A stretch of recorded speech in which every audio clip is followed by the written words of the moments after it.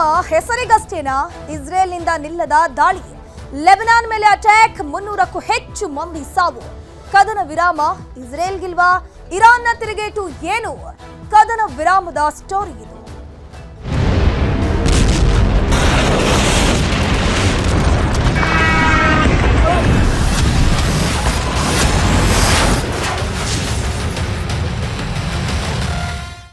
ಮಧ್ಯಪ್ರಾಚ್ಯದ ಮಹಾಯುದ್ಧಕ್ಕೆ ತಾತ್ಕಾಲಿಕವಾಗಿ ಎಲ್ಲರೂ ಕೂಡ ಬ್ರೇಕ್ ಬಿತ್ತು ಅಂತ ಅನ್ಕೊಂಡಿದ್ರು. ಬಟ್ ಮಧ್ಯಪ್ರಾಚ್ಯದಲ್ಲಿ ಮತ್ತೆ ಹೆಚ್ಚಿದೆ ಉದ್ವಿಗ್ನ ಪರಿಸ್ಥಿತಿ. ಕದನ ವಿರಾಮ ಘೋಷಣೆ ಆಗಿದೆ 2 ವಾರದವರೆಗೆ. ಆದ್ರೂ ಕೂಡ ಕದನ ವಿರಾಮ ಇದ್ರೂ ಕೂಡ ಲೆಬನಾನ್ ಮೇಲೆ ಇಸ್ರೇಲ್ ಭಾರೀ ದಾಳಿಯನ್ನು ಮಾಡ್ತಾ ಇದೆ. ಹೆಜ್ಬುಲ್ಲಾ ಪಡೆ ಮೇಲೆ ಇಸ್ರೇಲ್ ಸೇನೆ ಡೆಡ್ಲಿ ಅಟ್ಯಾಕ್ ಮಾಡ್ತಿರುವಂತದ್ದು. ಇರಾನ್ ಮತ್ತು ಇಸ್ರೇಲ್ ಯುದ್ಧದ ಸಂದರ್ಭದಲ್ಲಿ ಇರಾನ್ ಪರವಾಗಿ ನಿಂತಹ ಏಕೈಕ ಜಾಗ ಅಂತಂದ್ರೆ ಅದು ಲೆಬನಾನಿಗರು, ಹಿಜ್ಬುಲ್ಲಾಗಳು ಎಸ್ಪೆಷಲಿ. ಸೊ ಈಗ ಇಸ್ರೇಲ್ ಸೇನೆ ಡೆಡ್ಲಿ ಅಟ್ಯಾಕ್ ಮಾಡ್ತಾ ಇದೆ.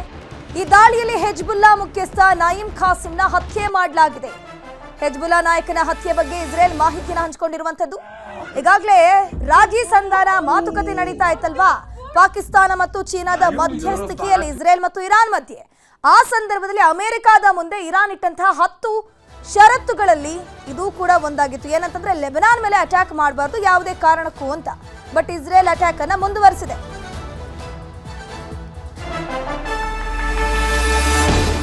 ಇಸ್ರೇಲ್ನಿಂದ ಲೆಬನಾನ್ ಮೇಲೆ ಪದೇ ಪದೇ ದಾಳಿ ಆಗ್ತಾನೆ ಇದೆ.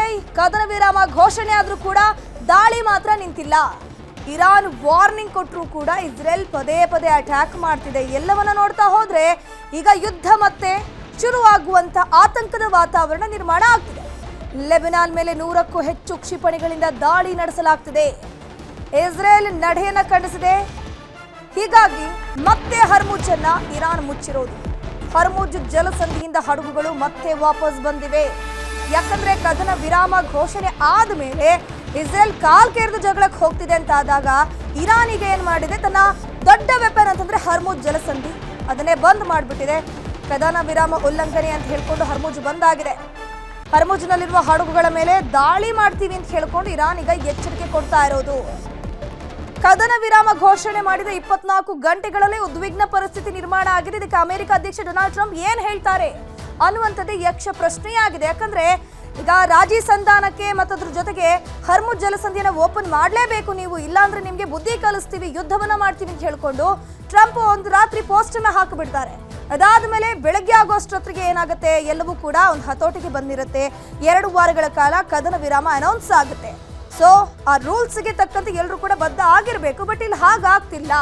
ಇಸ್ರೇಲ್ ಇಲ್ಲಿ ಹಳೆಯ ಚಾಳಿಯನ್ನ ಮತ್ತೆ ಮುಂದುವರಿಸಿದೆ.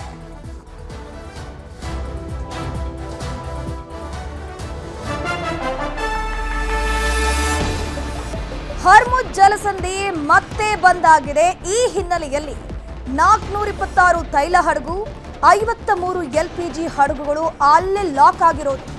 ಪರ್ಷಿಯನ್ ಕೊಲ್ಲಿಯಲ್ಲೇ ಉಳ್ಕೊಂಡಿವೆ ಈ ಹಡಗುಗಳು. ಬರೋಬ್ಬರಿ ತೈಲ ಹಡಗು ಮತ್ತು LPG ಹಡಗು ಸೇರಿ ಆಲ್ಮೋಸ್ಟ್ ನಿಯರ್ಲಿ 500 ಹಡಗುಗಳು ಅಲ್ಲೇ ಸ್ಟ್ರಕ್ ಆಗೋಗ್ಬಿಟ್ಟಿದೆ. ಹರ್ಮುಜ್ ದಾಟೋಕೆ ಯತ್ನಿಸಿದ್ರೆ ದಾಳಿ ಮಾಡ್ತೀವಿ ಅಂತ ಹೇಳ್ಕೊಂಡು ಈಗಾಗಲೇ ಇರಾನ್ IRGC ಎಚ್ಚರಿಕೆಯನ್ನ ಕೊಡ್ತಾ ಇದೆ. ಆತಂಕದಲ್ಲೇ ಸಮುದ್ರದಲ್ಲೇ ಹಡಗುಗಳು ಲಾಕ್ ಆಗಿದೆ. ಯಾಕಂದ್ರೆ ಆ ಭಾಗದಲ್ಲಿ ಅವರು ಸ್ಟ್ರಕ್ ಆಗಿದ್ದಾರೆ. ಮುಂದೆ ಹೋಗಂಗೂ ಇಲ್ಲ, ಹಿಂದೆ ಬರೋ ಹಾಗೂ ಇಲ್ಲ. ಬರೋಬ್ಬರಿ ಹತ್ರ 500 ಹಡಗುಗಳು ಹರ್ಮುಜ್ನ ಜಲಸಂಧಿಯಲ್ಲಿ ಸ್ಟ್ರಕ್ ಆಗಿರೋದು. ಯಾಕಂದ್ರೆ ಈಗಾಗಲೇ ಜಲಸಂಧಿ ಓಪನ್ ಆಯ್ತಲ್ಲ ಹರ್ಮುಜ್, ನಾವಿನ್ನು ಸರಾಗವಾಗಿ ಹೋಗ್ಬಹುದು ಅಂತ ಅನ್ಕೊಂಡು ಎಲ್ಲರೂ ಕೂಡ ತಮ್ಮ ಶಿಪ್ ಅನ್ನ ತಮ್ಮ ರಾಷ್ಟ್ರಗಳತ್ತ ಹೋಗೋಕೆ ಸನ್ನದ್ಧರಾಗಿದ್ರು. ಹರ್ಮುಜ್ ದಾಟಬೇಕು ಅನ್ನೋಷ್ಟೊತ್ತಿಗೆ ಇಸ್ರೇಲ್ ಮತ್ತೆ ಕಾಲ್ ಕೆರೆದು ಜಗಳಕ್ಕೆ ಬರ್ತಾ ಇದೆ.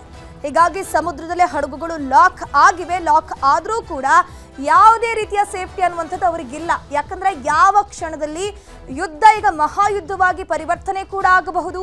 ಇರಾನ್ ಈಗಾಗಲೇ ಸುಮ್ಮನಿದೆ. ಯಾಕಂದ್ರೆ ಜಸ್ಟ್ ಒಂದು ಹರ್ಮುಜ್ ಜಲಸಂಧಿಯನ್ನ ಕಂಪ್ಲೀಟ್ ಆಗಿ ಬಂದ್ ಮಾಡಿದೆ ವಿನಃ ಪ್ರತಿ ದಾಳಿಯನ್ನ ಮಾಡುವಂತ ಕೆಲಸವನ್ನ ಇಲ್ಲಿ ಮಾಡೋಕೆ ಇರಾನ್ ಹೋಗಿಲ್ಲ. ಬಟ್ ಕೆಲವೇ ಗಂಟೆಗಳಲ್ಲಿ ಇಸ್ರೇಲ್ ಇದೇ ರೀತಿ ಮುಂದುವರಿಯಿತು ಅಂತಾದ್ರೆ ಇರಾನ್ ಕೂಡ ಪ್ರತಿ ದಾಳಿಯನ್ನ ಶುರು ಮಾಡಬಹುದು.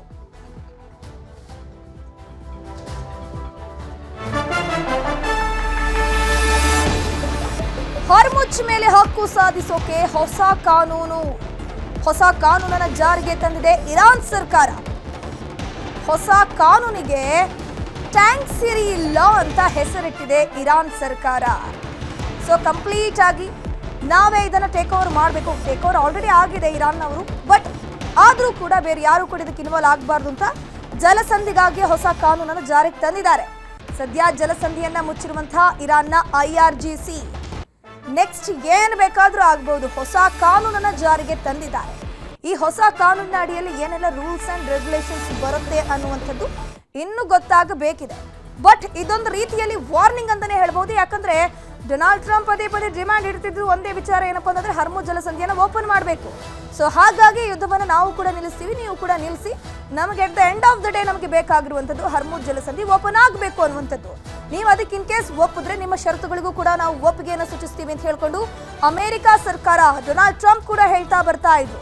ಅದೇ ರೀತಿ ಕದನ ವಿರಾಮ ಘೋಷಣೆ ಆಗುತ್ತೆ. 2 ವಾರಗಳ ಕಾಲ ಯಾರು ಕೂಡ ದಾಳಿ ಪ್ರತಿದಾಳಿಯನ್ನ ಮಾಡಬಾರ್ದು ಅನ್ನುವಂಥದ್ದು ಕೂಡ ಅನೌನ್ಸ್ ಆಗುತ್ತೆ. ಖುದ್ದು ಆಯಾಯ ದೇಶಗಳ ಪ್ರಧಾನಿಗಳೇ ಪೋಸ್ಟ್ ಅನ್ನ ಹಾಕ್ತಾರೆ. ಬಟ್ ಈಗ ಚಿತ್ರಣ ಕಂಪ್ಲೀಟ್ ಆಗಿ ಬದಲಾಗ್ತಾ ಇದೆ. ಮತ್ತೆ ಯುದ್ಧದ ಕಾರ್ಮೋಡ ಅಲ್ಲಿ ಆವರಿಸ್ತಾ ಇರುವಂಥದ್ದು. ಸೊ ಹರ್ಮುಜ್ ಜಲಸಂಧಿಯನ್ನ ಕಂಪ್ಲೀಟ್ ಆಗಿ ಬಂದ್ ಮಾಡಿದ್ದಾರೆ ಇರಾನ್ ಅವರು. ಯಾಕಂದ್ರೆ ತಮಗೆ ಕೊಟ್ಟಂತಹ ಮಾತಿಗೆ ಅವರು ಬದ್ಧರಾಗಿರ್ಲಿಲ್ಲ, ಮಾತನ್ನ ತಪ್ಪಿದ್ದಾರೆ. ಹಾಗಾಗಿ ನಾವು ಕೂಡ ಮಾತನ್ನ ತಪ್ತೀವಿ, ನಾವು ಕೂಡ ಹರ್ಮುಜನ್ನ ಕಂಪ್ಲೀಟ್ ಆಗಿ ಬಂದ್ ಮಾಡ್ತೀವಿ ಅಂತ ಹೇಳ್ಕೊಂಡು ಈಗ ಹೊಸ ಕಾನೂನನ್ನು ಕೂಡ ಹರ್ಮುಜ್ ಜಲಸಂಧಿಗೆ ಅವರು ತಂದಿರುವಂಥದ್ದು. ಯಾಕಂದ್ರೆ ಇನ್ನು ಸ್ವಲ್ಪ ಸಮಯ ಹೋದ್ರೂ ಕೂಡ ಅಲ್ಲೊಂದು ಟೋಲ್ ಕೂಡ ನಿರ್ಮಾಣ ಆಗತ್ತೆ. ಸೊ ಹಾಗಾಗಿ ಇನ್ ಕೇಸ್ ಟೋಲ್ ನಿರ್ಮಾಣ ಆದ್ರೂ ಕೂಡ ಜಗತ್ತಿಗೆ ಬಹುದೊಡ್ಡ ಪೆಟ್ ಅಂತಾನೆ ಹೇಳಬಹುದು. ಸೊ ಈಗಾಗಲೇ ಹೊಸ ಕಾನೂನು ಜಾರಿಗೆ ತಂದಿದ್ದಾರೆ. ಅದರ ಅಂಡರಲ್ಲಿ ಏನೆಲ್ಲ ರೂಲ್ಸ್ ಅಂಡ್ ರೆಗ್ಯುಲೇಷನ್ಸ್ ಬರುತ್ತೆ ಅನ್ನುವಂಥದ್ದು ಇನ್ನು ಕೆಲವೇ ಗಂಟೆಗಳಲ್ಲಿ ಗೊತ್ತಾಗಲಿದೆ.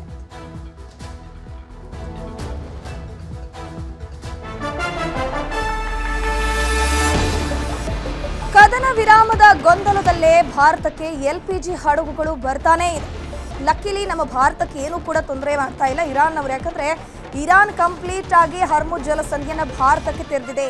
ಸೊ ಈಗ ಭಾರತದ ಧ್ವಜ ಹೊತ್ತಂತಹ ಗ್ರೀನ್ ಆಶಾ ಎಂಬ ಹಡಗು ಬಂದಿದೆ ಭಾರತಕ್ಕೆ.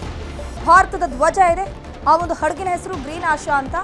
15,400 ಮೆಟ್ರಿಕ್ ಟನ್ LPGಯನ್ನ ಈ ಒಂದು ಗ್ರೀನ್ ಆಶಾ ಹಡಗು ಹೊತ್ತು ತಂದಿದೆ. ಮುಂಬೈನ JNPAಗೆ ಆಗಮಿಸಿದೆ ಗ್ರೀನ್ ಆಶಾ ಹಡಗು. ಯಾಕಂದ್ರೆ ಯುದ್ಧ ಆರಂಭ ಆದಾಗಿನಿಂದಲೂ ನಮ್ಮ ಭಾರತದಲ್ಲಿ ತೀವ್ರತರವಾಗಿ ಕಾಡ್ತಿದ್ದಂತಹ ಸಮಸ್ಯೆ ಅಂತಂದ್ರೆ ಅದೊಂದು ಅನಿಲ ಅಭಾವ, LPG ಗ್ಯಾಸ್ ಸಿಲಿಂಡರ್ನ ಅಭಾವ. ಈಗಾಗಲೇ ನಿಧಾನವಾಗಿ ಆ ಸಮಸ್ಯೆ ಒಂದು ಲೆವೆಲ್ಗೆ ಬಂದು ನಿಲ್ತಾ ಇದೆ. ಎಲ್ಲವೂ ಕೂಡ ಇತ್ಯರ್ಥ ಆಯಿತು ಅನ್ನುವಂಥ ಹೊತ್ತಿಗೆ ಈಗ ಮತ್ತೆ ಹರ್ಮುಜ್ ಜಲಸಂಧಿ ಬಂದ್ ಆಗಿದೆ. ಲಕ್ಕಿಲಿ ಗ್ರೀನ್ ಆಶಾ ಹಡಗು ಅಂದ್ರೆ ಬರೋಬ್ಬರಿ 15,400 ಮೆಟ್ರಿಕ್ ಟನ್ ಹೊತ್ತಂತಹ LPG ಗ್ಯಾಸ್ ಹೊತ್ತಂತಹ ಹಡಗು ಗ್ರೀನ್ ಆಶಾ ಏನಿದೆ ಭಾರತಕ್ಕೆ ಬಂದಿದೆ, ಎಸ್ಪೆಷಲಿ ಮುಂಬೈಗೆ ಬಂದಿರುವಂಥದ್ದು.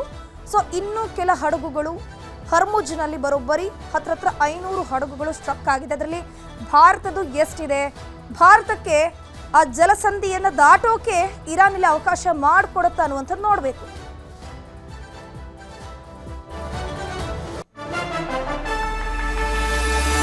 ಇರಾನ್ನ ಸರ್ವೋಚ್ಚ